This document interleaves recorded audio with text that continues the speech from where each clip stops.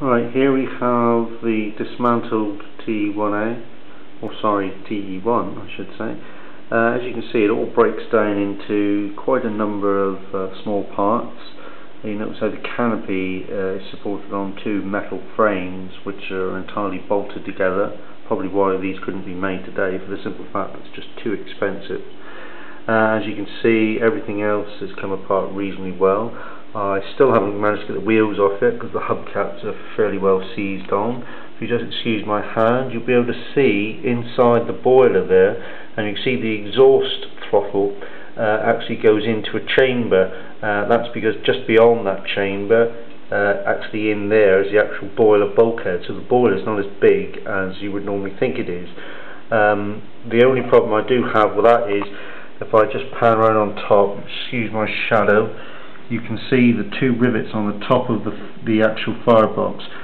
If I could get those two out, well, I could drill them out, I could slide the whole boiler forward and then dismantle the whole firebox, because obviously it's bolted on the actual cowling, the two halves together. However, if I do that, that's going to ruin the whole engine, so I'm probably going to have to leave that. Everything else seems to be okay. As I said, the stud springs on the front axle is missing. I've got to try and source that from somewhere, but I'm certainly not paying £2 packaging from Tosspot at Steam and Paper Galore.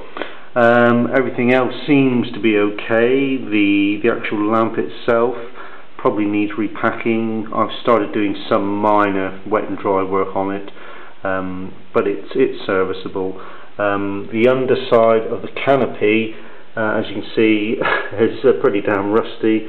That will just have to be very lightly sanded down and just smoothed off and just left as it is. I want to do the minimum amount of painting on this vehicle at all. I probably won't do any, so it's going to have a lot of sort of marks and things that give it its age and its unique character. Everything else, say, is a reasonable nick. All the nuts and bolts there, you can see why they called it a nut and bolt TE1. They literally were bolted together, very labour intensive, be very expensive to produce today,